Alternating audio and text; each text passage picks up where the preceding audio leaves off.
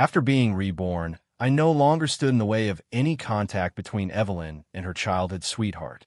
She gave all her wages to her childhood sweetheart to chase his dream. I used the money I earned from hard work to invest. She got pregnant by her childhood sweetheart and gave birth in the hospital. I bought a southbound train ticket.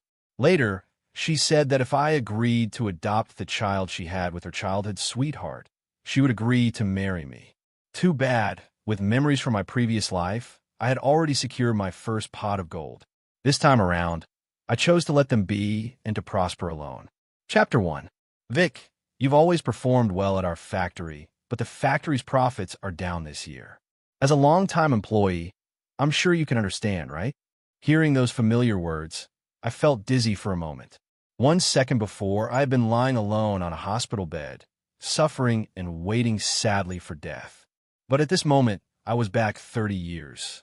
Looking at the workshop supervisor's insincere smile, my chest tightened with bitterness and at the same time swelled with joy. I hadn't expected to get a second chance. What lay in front of me was a voluntary resignation agreement. A few short sentences, and I would lose everything I had. I stared at him without expression. I've produced results for the factory, and my year-end evaluations are all excellent. Making me redundant can't be solely your decision, can it? Evelyn's face flashed through my mind. Although I already knew the answer, I couldn't help asking. The supervisor's face turned awkward. After a long moment, he sighed. Victor, this has always been a family matter for you. I'm only following orders from above and doing things by the book. He didn't say it outright, but I understood. It was Evelyn's instruction. All along, she had looked down on me, thinking I was undereducated and had only gotten into the factory through family connections and money. She, on the other hand, was one of the few college graduates in town and naturally beautiful. If it weren't for the fact that my mother and her mother had been childhood friends and arranged an engagement between us when we were little, our lives would never have crossed. The one she liked was her childhood sweetheart, Domingo, the high achiever who had returned from studying abroad. There had never been a place in her heart for me. Thinking of this, I felt a great weight lift off me. Facing the supervisor's slightly nervous look, I gave a faint smile. All right, supervisor, I'll sign. He was clearly taken aback, as if he hadn't expected me to accept so calmly. After hesitating, he sighed again. Victor, why don't you have another talk with your family? Your work ability is strong. It would be a shame to be laid off like this. I shook my head with a smile and looked out the window. No need. The world is big. I want to see it. The confusion in his eyes deepened. He seemed unable to understand. Other factories may be better, but our factory isn't bad. Things will get better. I smiled even more brightly. You can't explain winter ice to an insect born in summer. His perception was still limited to the small patch of land in our town. Little did he know that compared to the national picture, this wave of layoffs was only the tip of the iceberg. Before long, this layoff tide would sweep across the whole country. By the time people began looking for ways to survive, it would already be too late. I decisively took my personal belongings and the layoff notice and left the dormitory. Before I left, I saw the layoff list posted on the bulletin board. My name was conspicuously on it. Evelyn, are you really that impatient? In my last life, to keep my job at the factory, I begged a lot of people and used many tricks. All because I didn't want to lose the work I relied on to survive. I especially didn't want to lose my status as a regular employee for fear Evelyn would look down on me even more. That respectable job was my capital to hold my head up in front of Domingo. Evelyn had a great figure, a pretty face, came from a good family, and was a top student. You could say she was the dream woman for many men in town. So I never wanted to hand her over to someone else. During the mass layoffs in my previous life, because I had behaved properly and worked hard, I squeezed Domingo out and managed to stay at the factory. It was around then that Evelyn Lynn's attitude toward me turned icy. Even after we married, under pressure from Mrs. Lynn, she never spent the night at home. She'd rather sleep in the factory's 8-person dorm than share a room with me.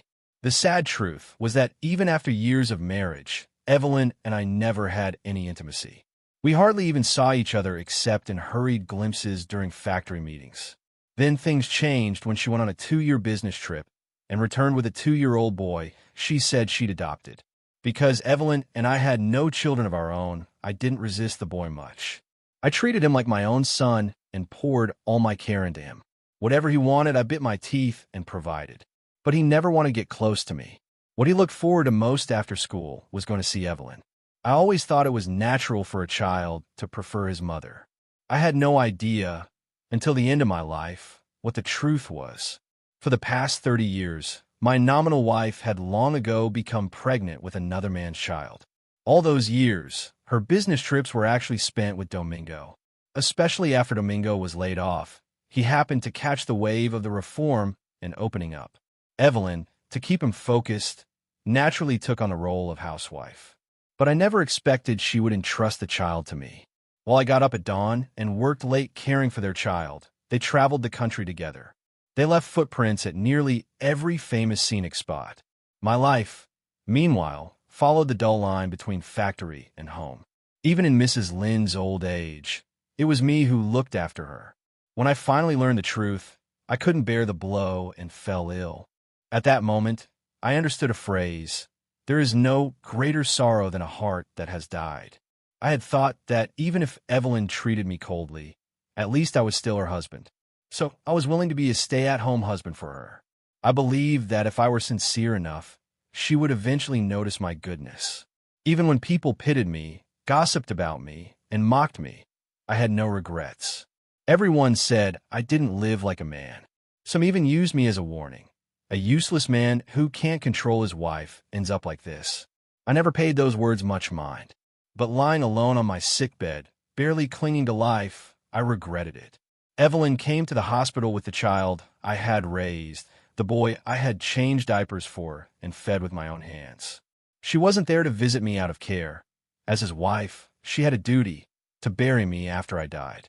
The child came up impatiently and asked me, "Dad, where did you put the bank book?" I forced my aching body to open my eyes and spat out a sentence full of hatred through my teeth. "Get out. I am not your father." They wanted to take everything from me, but I refused. Back when my body had already begun to fail, I had donated everything I owned. Even if I died, I would not leave them a single penny. And yet, even so, looking at those two, my heart was still full of regret. Why had I wasted my life for a woman? For just one woman, was it really worth throwing away an entire lifetime? On my way home, one of the older ladies from the courtyard stopped me. Her eyes brimmed with envy. "Victor, you really are lucky. Today I saw that girl Evelyn carrying a radio and a television home. Such rare treasures. Hurry back, I want to see too." As she spoke, she grabbed my arm and pulled me along toward my house, clearly eager to see the new things. I wanted to tell her there was no need to be so excited. After all, I knew very well the television and the radio were not meant for me. My parents had died early, and the factory repossessed the house they'd assigned to us. From then on, Mrs. Lynn had taken me in, and I began a life of depending on others. But the words stuck in my throat, and I swallowed them down. I let her walk back home with me. The Lynn family was well off. Their house was naturally the most impressive in the alley. 3 bedrooms and a living room, spacious and bright. Evelyn almost always stayed at the dormitory, never coming home. Today was no exception. When we entered, there was no sign of a television. The older lady glanced around, frowning slightly. Then, as if she'd thought of something, she winked at me and nodded toward my bedroom. "Victor, is it in your room?"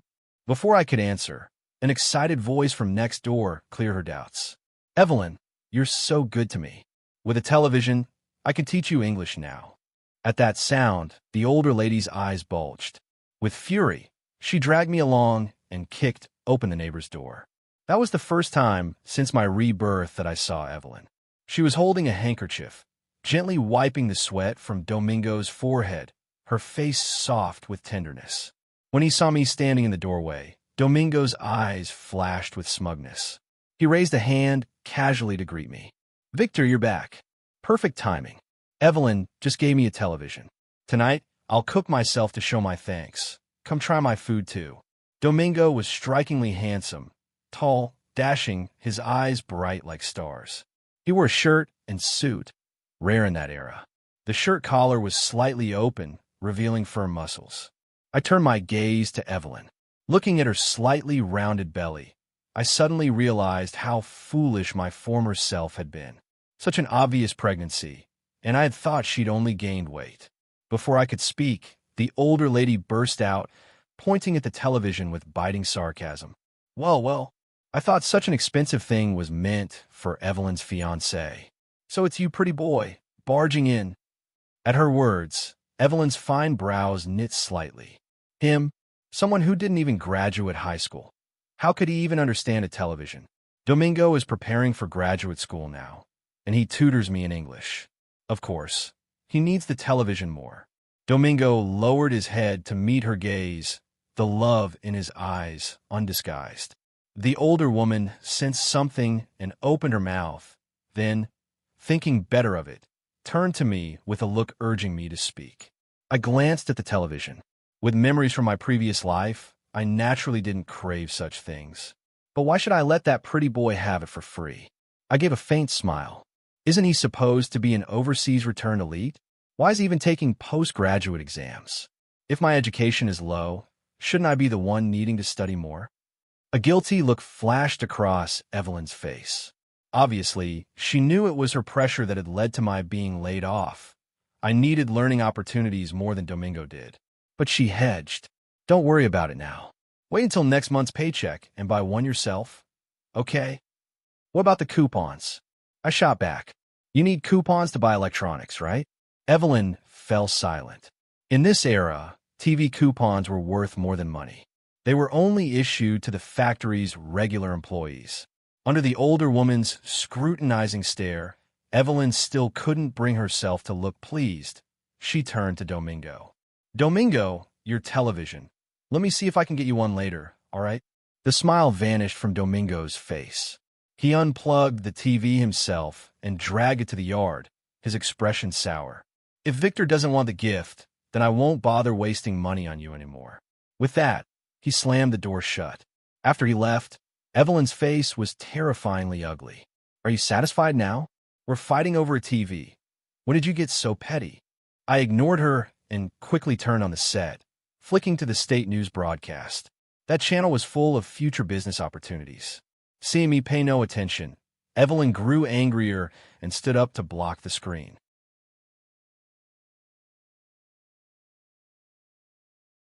I warn you, since you snatched the television, the chance to stay at the factory must go to Domingo. That remark piqued my interest. I hadn't even pressed her, and she'd already walked into the line of fire herself. Since you brought it up, Team Leader Lin, let me ask you this. In terms of performance, seniority, and skill, I'm far stronger than that Domingo in every way. So why am I the one being laid off? Evelyn immediately grew displeased. Her face was full of annoyance as she looked at me. What else could it be? Even if you're laid off, once we're married, my salary will be enough for the two of us to live on. Domingo just returned to the country and doesn't know his way around. If he gets laid off, he'll have a hard time. Can't you show a little compassion? I couldn't help but sneer inwardly. Do I look so desperate to live off someone else's support?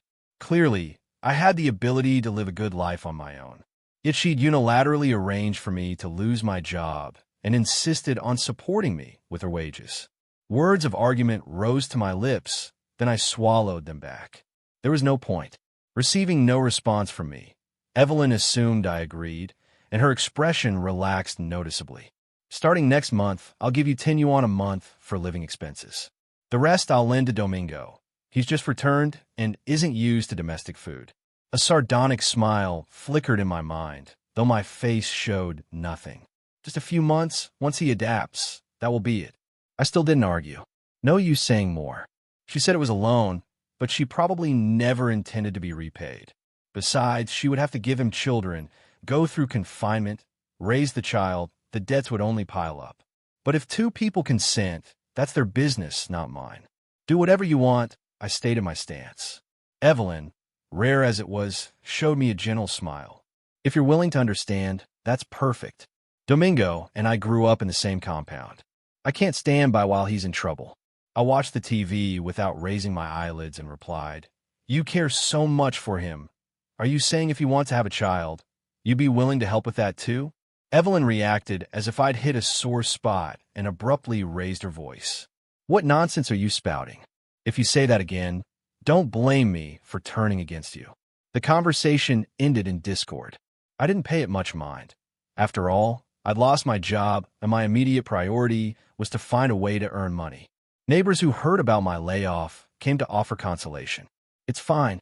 Evelyn has the means. She can support the family by herself. Evelyn lived up to her words and handed me 10 yuan the next day. Then she brazenly moved into Domingo's house. Through the not very high courtyard wall, Domingo's gentle voice carried clearly into my yard. Evelyn, I cut up some fruit. Come taste it. Evelyn, do you have clothes to wash? I'll wash them for you. Evelyn, I'm not keen on going to the factory tomorrow. Why don't you take the day off too, and we can go out together? Evelyn's saccharine voice mingled with his. I pretended not to hear and focused on my own tasks. One day, I told myself I would leave this place. While packing clothes, I found 2 brand new dresses pressed at the bottom of the wardrobe. For a moment, the calm surface of my heart rippled. I had bought those for Evelyn back when I first started working, saving every penny. But she had never worn them, not even once, not a wrinkle anywhere on the fabric. She had never even touched them. What a waste. Might as well sell them. As I thought that, another idea flashed through my mind. In my previous life, right after Evelyn and I got married, a new clothing trend had swept across the country. Fitted collar shirts had been in such demand that supply couldn't keep up. I could easily get ahead this time, buy stock in advance, sell on the market, and seize the opportunity. I acted immediately, pulling out my piggy bank. Inside was 500 yuan, all my savings. I went straight south and purchased a large batch of clothes. When I came back with the goods, Evelyn unusually had returned home. Where have you been these past few days? I ignored her and kept sorting. She walked into the kitchen and frowned deeper at the dusty counters. You didn't even cook? How laughable. She who hadn't come home for half a month dared to ask such a thing. When I kept silent, she grew angrier and yanked the clothes from my hands. You're at home now, and you can't even cook a meal? I shot her a cold look. If you want meals or tantrums, go next door. I don't have time to indulge you. Evelyn's face changed. She opened her mouth, then shifted the topic after a pause. Aren't you supposed to be studying? What's the point of fussing over clothes? Her voice dripped with disdain. Clearly, as a so-called top student, she looked down on such things. She had no idea that the talk about exams was just my excuse to take back the television. I'd long known in my past life that I wasn't cut out for studying. It's important to know yourself. Seeing that she was about to keep nagging, I set the clothes down impatiently. If you got time to waste, why don't you check next door?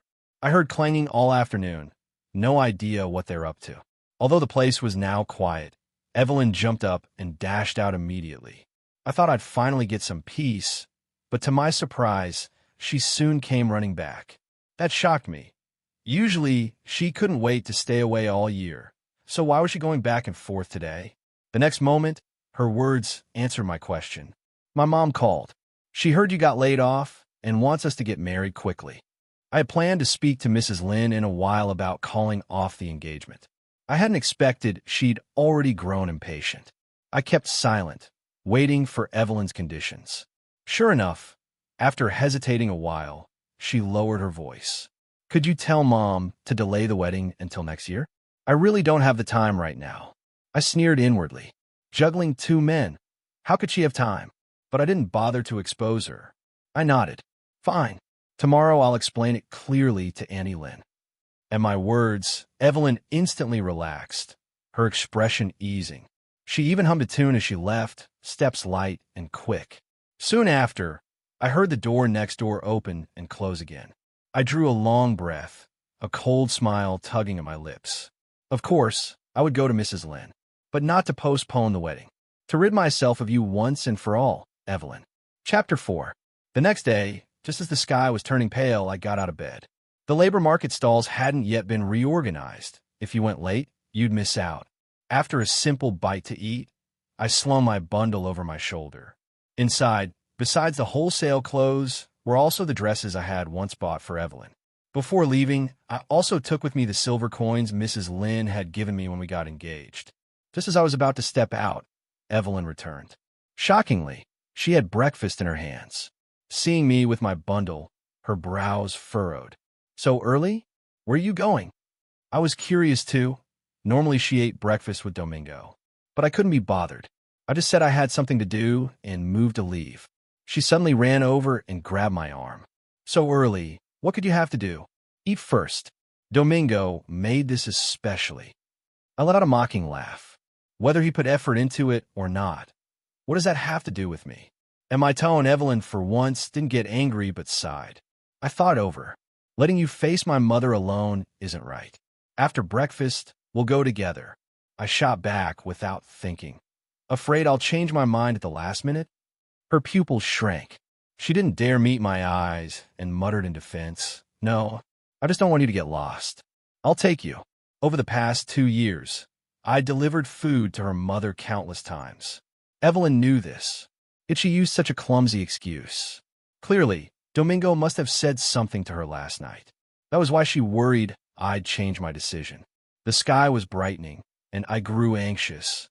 If I wasted more time with her, I'd lose my spot at the stalls. I yanked my arm free. "No need. I can find the way. If you're so worried, ask your mother after I get back." I strode off without looking back. Behind me came her call. "You're not eating breakfast?" I ignored it. I'm a man, not a dog. Just because she feels like throwing me a bone, do I have to wag my tail and play along? On the way to the market, excitement and nerves churned in me. They called a market, but it was more like a black market. After all, stalls weren't officially allowed here. Luckily, everything went smoothly. Even though my clothes were pricey, they were in hot demand. In no time, they were sold out. Looking at the 300 yuan in my hands, I was thrilled. Pure profit, almost as much as a year's wages. Right after, I went to see Mrs. Lin. Standing at her door, I felt nervous. After all, Mrs. Lin had always treated me kindly, with loyalty and affection. She was the one who had arranged the engagement and often said she hoped Evelyn and I would live well together. She treated me almost like her own son. But this time, I no longer wanted to be her son-in-law. When I entered, her face lit up with a warm smile. But once I said I was there to break off the engagement, her smile vanished, replaced by anger. That wretched girl, was this her idea? She made you lose your job, and now she wants to break the engagement too? Outrageous. She glared at me. "Don't worry, Victor. I'll scold her myself." I shook my head with a smile. "Auntie Lin, it's not about her. I don't want to marry her." Mrs. Lin froze. She couldn't believe those words came from me. That only proved that, deep down, she too thought marrying her daughter was above my station. "Victor, are you serious?" My smile didn't falter. "Yes, Auntie. I don't want to live here anymore. I plan to head south and build a career. If I marry, I'll have ties holding me back. A man must fight for his future." Mrs. Lin was silent, her eyes searching me with doubt. But after a while, she nodded slowly in understanding. Just as I expected. If I'd said I was breaking the engagement because of Evelyn, she wouldn't have been able to accept it. But since I made it about myself, she had no choice but to agree.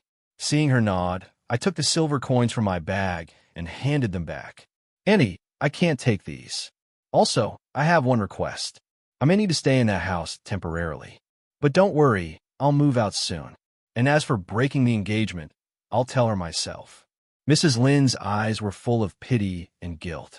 She agreed immediately, without hesitation. "All right, don't worry about the house. From now on, that's your home." I shook my head and gave a faint laugh. A place with Evelyn in it. How could that ever be called home? Chapter 5. By the time I got home, night had already fallen. The house was pitch dark, but next door shone brightly with light. As soon as I stepped into my room and turned on the lamp, I heard footsteps from next door. Moments later, Evelyn pushed open the door and walked in. "You're back. Did you talk to my mom today?" I ignored her, busy jotting numbers in my notebook. When I left Mrs. Lin's place, she had slipped me a note with names and addresses.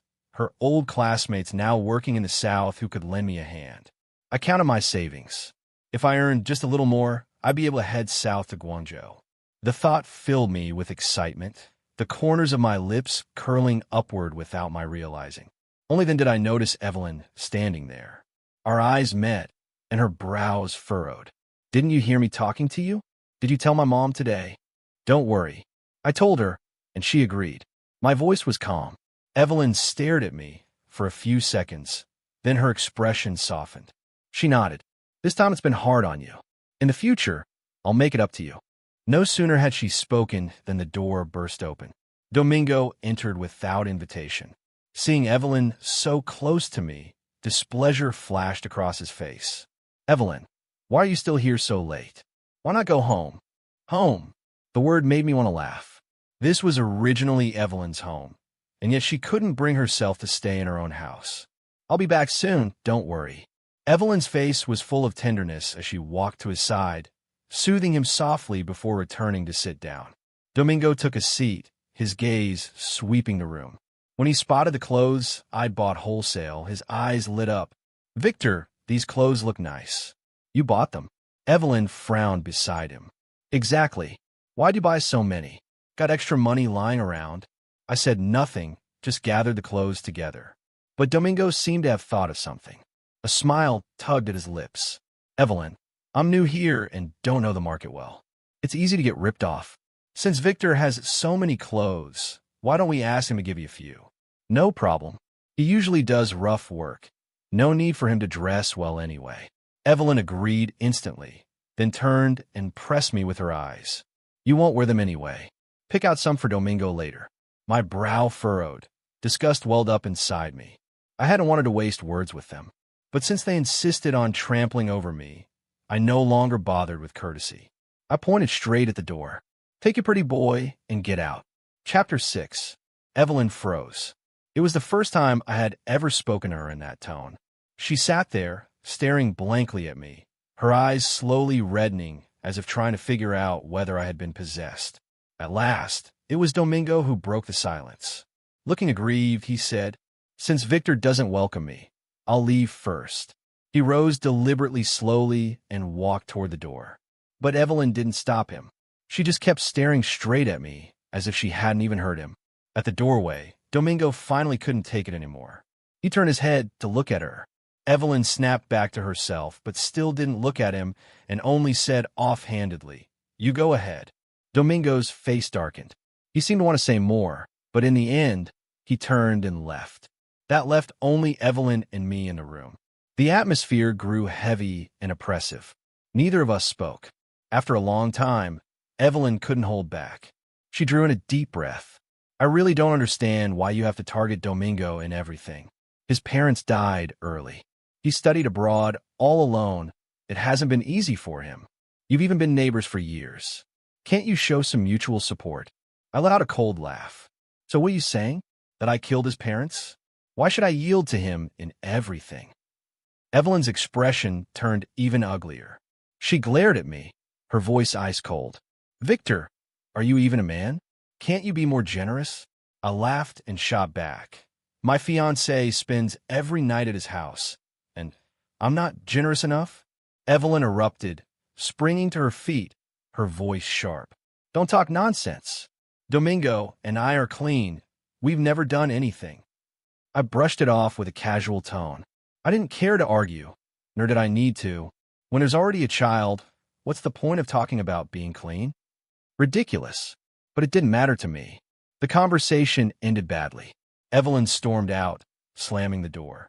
Fortunately, once she was gone, the place was peaceful again. The next morning, just as I was leaving, I heard the steady breathing of Evelyn sleeping next door. It surprised me, but I didn't dwell on it and went out anyway. For the next month, I left early and came back late. Life was steady and busy. The only unusual thing was that Evelyn began coming home more often. Sometimes she even brought box meals. My attitude, however, stayed the same. I ignored her. Every time, her face showed complicated emotions before she quietly left. I thought she wanted to be with Domingo, but several times when I opened the door, she was just sitting in the living room in a daze. I didn't bother with her, focusing instead on my own work. Domingo, on the other hand, sometimes deliberately made loud noises next door, trying to show off. Evelyn would rush over, but soon she would return. This strange state of affairs continued for 2 months. Then one afternoon, while I was napping in my room, the door suddenly slammed open, crashing against the wall with a dull bang. I had just opened my eyes when Evelyn stormed in with a basin of cold water and splashed it all over me. "You damn bastard. I didn't want to have conflicts with you, but you've gone too far, spreading rumors about Domingo all over the factory, even sabotaging his bicycle so he broke his leg. You're vicious beyond belief." The icy shock left my head a little blank. All I could hear was her frantic screaming in my ears. I forced myself up and shoved her aside. "Are you out of your mind?" I snapped. "I haven't even been to the factory these days, and I certainly never went into Domingo's yard. What evidence do you have that I did any of those things?" Evelyn's face filled with malice. Her voice was sharp. "Still denying it? Aunt Ma at the alley entrance saw you. You were messing with Domingo's bicycle yesterday." My frown deepened. Last night, on my way home, I had indeed run into Domingo at the alley mouth. He was pushing his bike and said the chain had come off and asked if I could fix it. I hadn't paid him any mind and walked off. Now they were pinning this on me. I stared coldly into her eyes. "I'm a clean man and fear no slander. If you want to smear me, think again." With that, I shoved past her, stormed out of the yard, and kicked open Domingo's door. Evelyn, who had rushed after me, was startled and tried to stop me, but I didn't care. I went straight to Domingo's bedside. He was curled on the bed, clutching his leg and howling in pain. Seeing me, his face went pale with panic. Who told you to come? Don't come near me." I sneered and closed the distance, then raised my hand and struck him hard across the face. "You shameless dog. You asked for it, so don't blame me for being ruthless." Evelyn, who had followed in, screamed and shoved me away. "You're insane, Victor. You actually struck someone." Watching her furious reaction, I couldn't help but smirk. First of all, let me make clear, I didn't hit a person. Secondly, he started it. If he got hit, he deserved it. "Evelyn, open your damn eyes. Those 2 slaps just now were his doing." Evelyn had never seen this ferocity in me before. She stood frozen, speechless. In my previous life, I had always tolerated everything and borne all the grievances for her. This life, how could I possibly put myself through that again?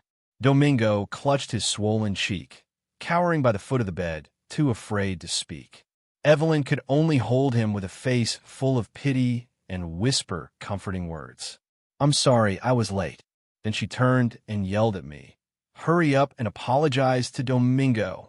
I replied coldly, "Apologize? Apologize my ass. If he hadn't asked for his own trouble, he wouldn't have gotten hit." Chapter 8. After that incident, Evelyn moved her luggage straight into Domingo's house. From that day on, she never said a single word to me, as if in her eyes this silent treatment was a way of punishing me. What she didn't realize was that I actually enjoyed this kind of life. But while I ignored them, Domingo wasn't satisfied. Once again, he swaggered over to show off. Leaning against my doorway with a cup of coffee in hand, his eyes brimmed with smugness. "This is imported Civic coffee," he said with a mocking tone.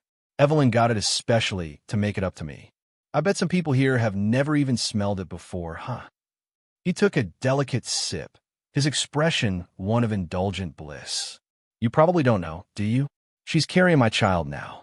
Victor, her body and her heart belong to me. Why do you have to compete with me anymore?"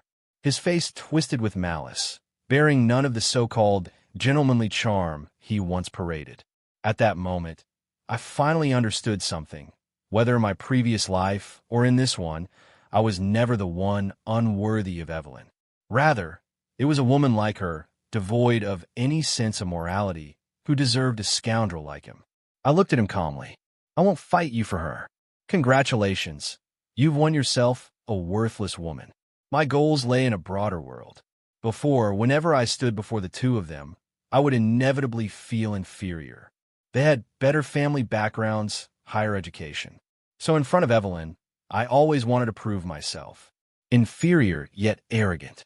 But from the very start, this was nothing more than their sordid little game, already rotten at its core. And I was foolish enough to step into it, making myself the victim, when in truth, my life had far more meaningful things waiting for me.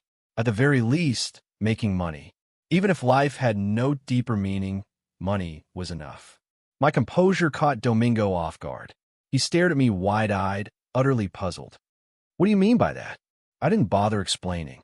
Smiling faintly, I returned to my room. The next day, I bought my train ticket south. Departure, 2 days later. As I held that ticket in my hand, my heart surged with anticipation. I packed my things, selling or giving away whatever I could. By the time I was done, the room was stripped bare aside from the furniture, with no trace that anyone had ever lived there. When I finally boarded that train, a sense of freedom and ease washed over me like never before. 2 days and 2 nights later, I stepped onto the sweltering soil of Guangzhou. Thanks to the note from Lin's mother, I soon found her friend and made contact. Once I had settled down, I began keeping an eye out for business opportunities. It didn't take long before I had my own small factory and soon after, my own home. When I earned my first real profits, the very first thing I did was send money to Lin's mother as a gesture of gratitude. But unexpectedly, just a week later, I received a reply. It wasn't from her. It was from Evelyn. The letter was filled line by line with syrupy words of affection. She wrote of how much she missed me, how she wanted to bring me home, and how she wanted to bear my child. I tore it up without hesitation and tossed it straight into the trash. A page full of ridiculous lies. Only a fool would believe them. Later, Evelyn never came looking for me. After sending me letters for about half a month straight, she fell silent. The next time I heard news of her was a month later, a letter from Mrs. Lin. Evelyn was dead. She had died at Domingo's hands. Ignoring Domingo's attempts to stop her, she tried to abort the baby and declared she wanted to cut ties with him. Domingo, having been fired from the factory and driven to desperation, let evil courage take hold. On his way home from work, he kidnapped Evelyn and hacked her to death with a butcher's knife. 2 lives ended. After doing it, he leapt from the building. When I heard the news, I felt a little stir of emotion. In this life, Evelyn should be satisfied. She could rot in the gutter alongside the man she loved. Meanwhile, my business only grew larger. Before long, my factories spread across the entire South. I also met a woman I cared for, married her, and had children. In this life, I lived only for myself.